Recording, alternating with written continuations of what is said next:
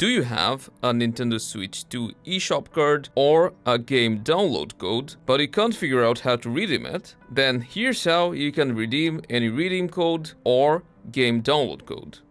First of all, you'll need to open the Nintendo eShop.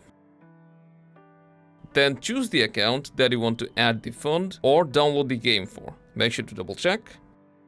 And now from the left panel, we'll go all the way down to enter code, press A, and now you'll just need to put in the 12-digit code, either by scratching off the eShop card, or if you got it online like us, just type it in carefully. After that, press confirm or OK. And as we have a fund card, we'll need to confirm it by tapping on add fund. And that's all.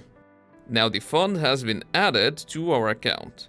And in case you redeemed a download code, the game will be added to your inventory. So now we can go ahead and purchase the game that we like using the fund that we added. So that's how simple it is. Hope this helped and enjoy.